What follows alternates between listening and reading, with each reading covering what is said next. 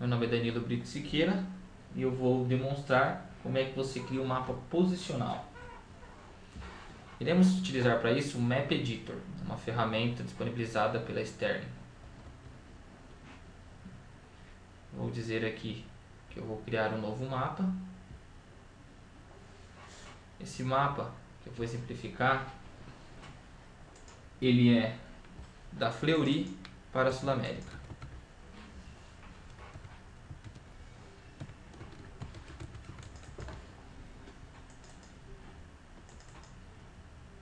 Eu digo que ele é um mapa posicional, a entrada e a saída também é posicional.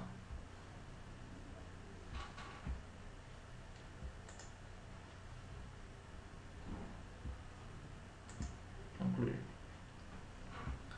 Aqui ele vai gerar dois quadros, o quadro de entrada e o quadro de saída.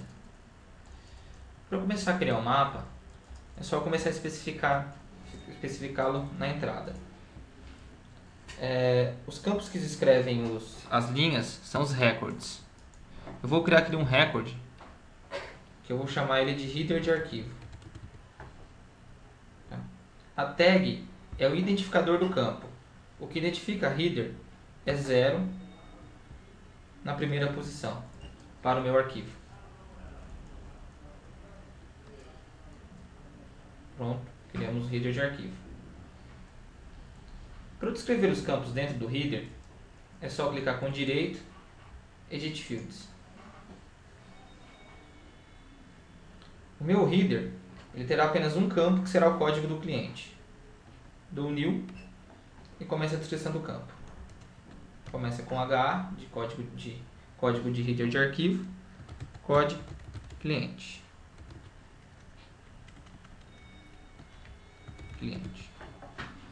Defino qual o tipo dele, meu código será string.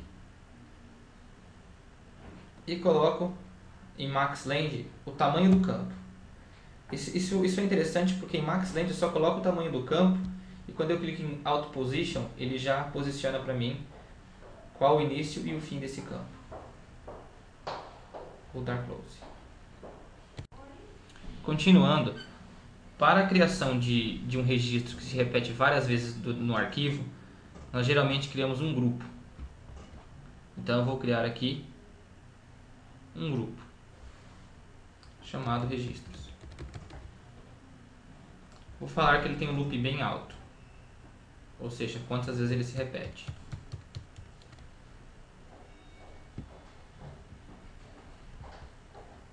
Dentro desse grupo eu vou criar um record.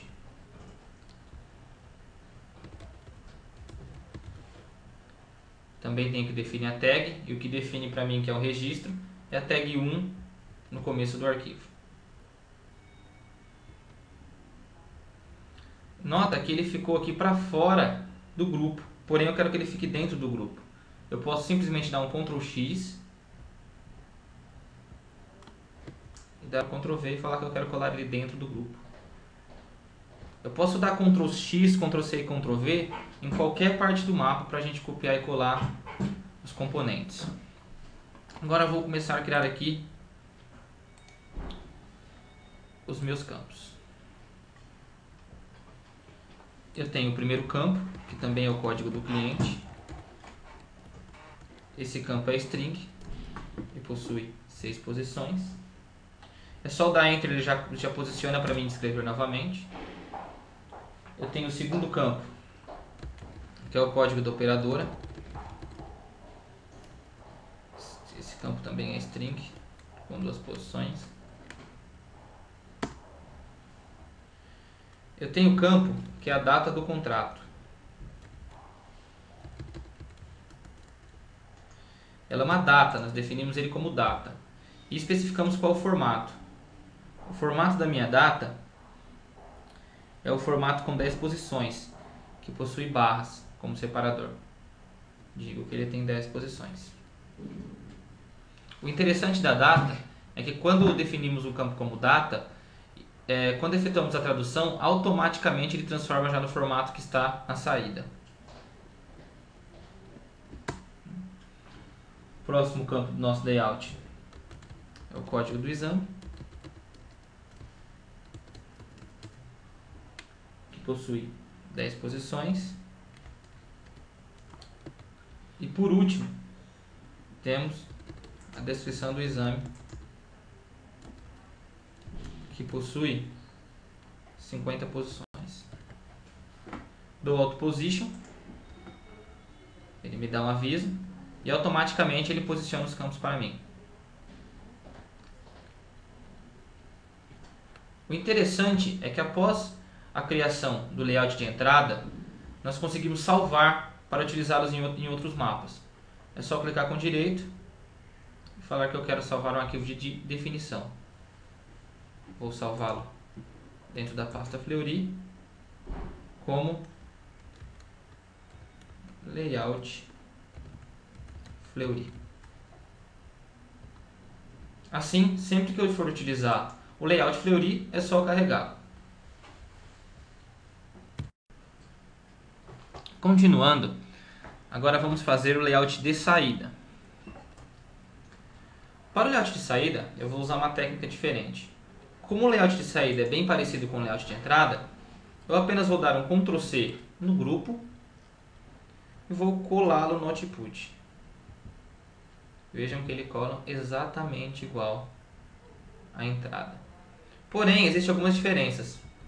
O layout de saída não possui header e alguns campos são menores. Conforme a especificação, o campo de código do cliente possui apenas 2 posições.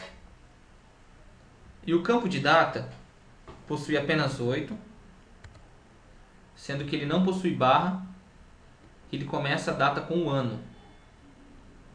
Ano, mês, dia, dia. Após fazer a alteração, eu apenas preciso clicar em Auto Position e ele irá reorganizar o arquivo para mim. Pronto, já está pronto o arquivo, o layout de saída. Bom, após a criação dos layouts, vamos começar as referências dos campos. Basta clicar no campo de link e fazer as referências. Clico no campo do input e faço referência no campo do output. Vamos verificar que as datas possuem formatos diferentes, porém o próprio Sterling Integrator consegue fazer a transformação. Vou linkar também o código de exame, descrição do exame, código do cliente. Porém, o código do cliente que vem no arquivo não é o mesmo que está no layout de saída. Podemos verificar que um possui 6 posições e o outro possui 2 posições. Teremos que fazer uma code list para referenciar esse código. O mesmo serve para a operadora. Então eu clico todo mundo no código de cliente e aqui eu referencio uma code list para os registros. Conforme dito, verificamos que teremos que usar uma code list para pegar as referências desses 2 campos, tá? A code list ela é criada na ferramenta. Aqui estou dentro do Sterling Integrator, vou em Third Partners, Code Lists. Eu criei uma code list chamada Fleury, vou mostrar para vocês. Aqui existe a code list Fleury, eu vou em Source Manager e vou editá-la. Conseguimos verificar o seguinte: o nome dela é Fleury e aqui temos os campos. Existe o Send Coder e o Receive Coder. Na realidade, são referências que podemos utilizar na hora da busca. Podemos usar as 2 referências, tanto o Sender como o Receive Code. Eu vou demonstrar aqui o da Sul América. Para a Sul América, eu procuro o Sender Code SAM.009 ou Receive SAM009, poderia ser outro. E quando ele achar essa referência na code list, ele vai me retornar no primeiro campo SA, no segundo o nome do cliente e no terceiro campo o código do produto. Temos a mesma referência para o cliente Bradesco, BRA001, ele me retorna um código um pouco maior, o nome do cliente e código do produto.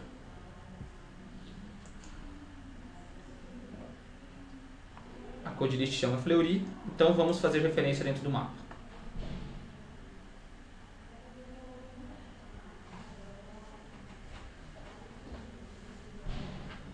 Para referenciar uma code list, basta clicar 2 vezes em cima do registro e usar a Standard Rule. Iremos fazer uma operação de select, pois iremos coletar dados da code list. Falaremos que usaremos como pesquisa o campo vindo no sender code. Colocamos o nome da lista, Fleury. Ticamos neste campo, para caso ele não encontre, ele me gere um erro. Eu falarei que o primeiro campo da code list corresponde ao código do cliente do outro lado. Para a operadora faremos o mesmo.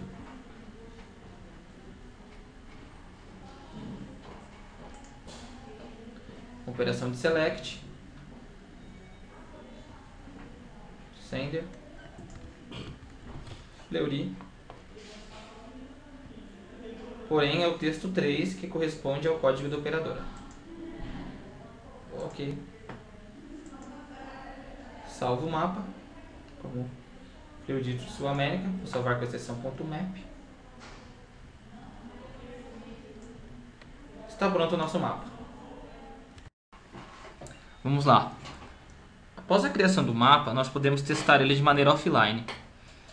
O que eu preciso para fazer isso? Do arquivo de entrada e do mapa compilado. Para eu compilar o mapa, basta eu clicar nesse botão aqui. Ele vai pedir para eu compilar, eu vou compilar ele no desktop. Ele vai gerar um arquivo TXO. Pronto, o mapa compilou sem nenhum erro. Para testá-lo, basta eu colocar o arquivo compilado mais o arquivo de entrada.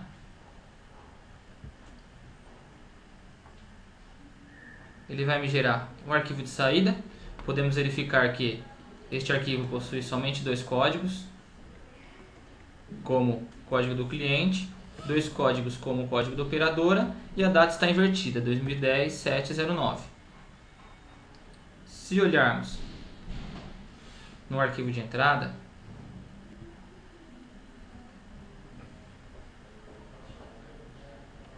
esse aqui é o log, falando que não teve nenhum erro. Se olharmos no arquivo de entrada,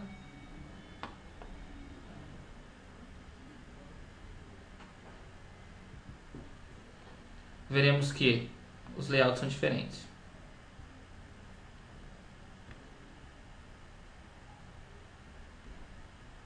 As datas e layouts.